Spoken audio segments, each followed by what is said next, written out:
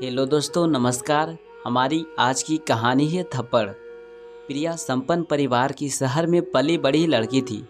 प्रिया की शादी छोटे शहर में हुई थी, जहां आज भी घर की बहुओं को घूंघट में रहना पड़ता था। ऐसे तो प्रिया का ससुराल भी संपन्न था, लेकिन छोटे शहर में आज भी लोगों की सोच संकीर्ण है। वहां घूंघट में रहने का रिवाज आज भी चलता है। अतः प्रिया को भी घर में बड़े बुजुर्गों और रिश्तेदारों के सामने घूंघट करना पड़ता था। प्रिया की सास सुमित्रा जी इस मामले में कुछ ज़्यादा ही सख्त थी। वो घर के आस पड़ोस के लोगों तक के सामने भी प्रिया को घूंघट करने को कहती। प्रिया की ननद और पति कई बार सुमित्रा जी को समझा चुके थे कि आस पड़ोस के लोग कौन से हमारे रिश्तेदार हैं, उनसे क्या घूंघट करना, ये सब पुराने ज़माने की बातें हैं। आज तो ज़माना बदल गया है, लेकिन सुमित्रा जी किसी की एक नहीं सुनती। प्रिया भी घर में शांति बनाए रखने के लिए सुमित्रा जी से कुछ न बोलती और ना चाहते हुए भी चुपचाप घूंघट कर लेती। प्रिया की ननद कविता हम उम्र होने के कारण उसकी प्रिया से अच्छी बनती थी। प्रिया को जब भी मार्केट या किसी काम से बाहर जाना होता तो कविता अपनी स्कूटी से ले जाती। प्रिया को स्कूटी चलाने का बड़ा शौक था।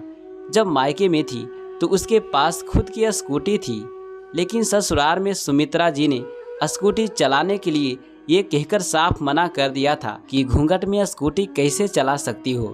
फिर भी ननद भाभी जब भी बाहर जाते कविता कहती, भाभी यहाँ कौन सा मम्मी देख रही है, तो यहाँ काहे का घूंघट, ये लो चाबी और अब गाड़ी आप ही चलाओ, मैं तो पीछे बैठूंगी। प्रिया की तो मन की मुराद पूरी हो गई थी। इस तरह अक्सर मोहल्ले से बाहर आकर प्रिया स्कूटी चलाकर अपना शौक पूरा कर लेती।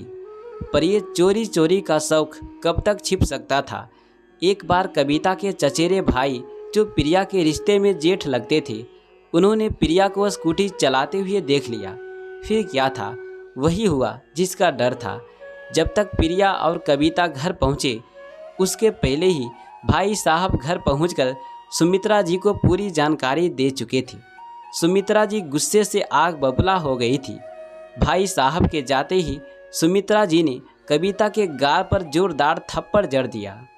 ये देखकर प्रिया थर-थर कांपने लगी। मैंने मना किया था ना कि प्रिया यहाँ स्कूटी नहीं चला सकती, फिर तुमने उसे अपनी गाड़ी क्यों चलाने दी? और प्रिया, तुमने तो हमारी नाक ही कटवा दी। कम से कम हमारी इज्जत तो ख्याल किया होता। ये तुम्हारा मायका नहीं जो खुले आम सबके सामने गाड़ी और अपना मुंह दिखाते फिरो। सुमित्रा जी गुस्से में बोले जा रही थी। प्रिया और कविता दोनों चुपचाप सुन रही थी। सबसे ज़्यादा बुरा प्रिया को लग रहा था कि उसकी वजह से सुमित्रा जी ने कविता को थप्पड़ मार दिया।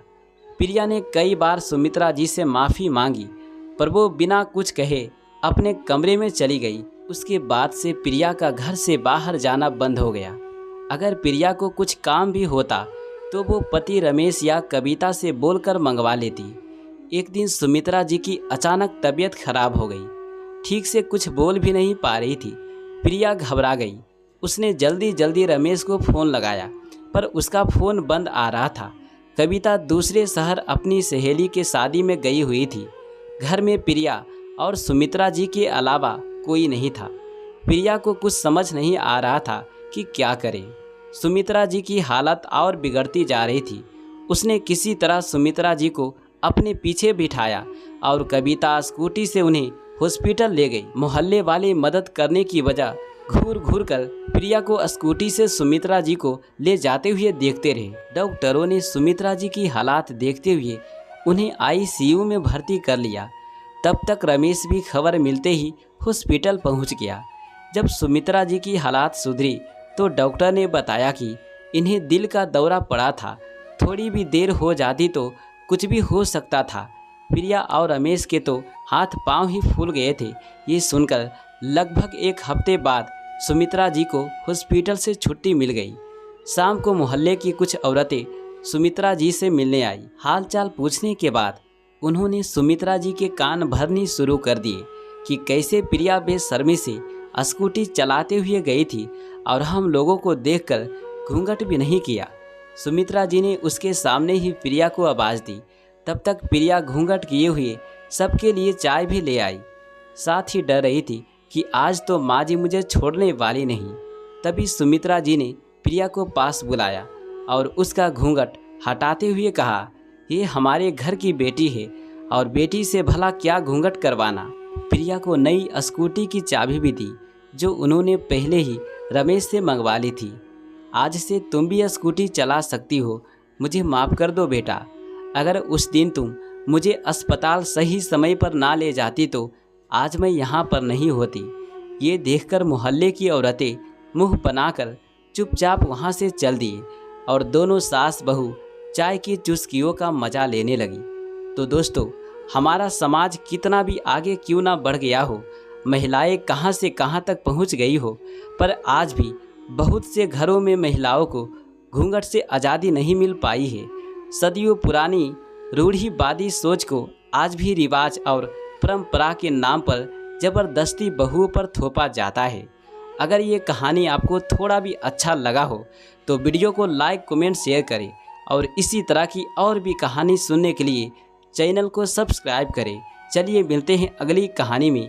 Thanks for watching. यहाँ तक बने रहने के लिए आप सभी को दिल से शुक्रिया।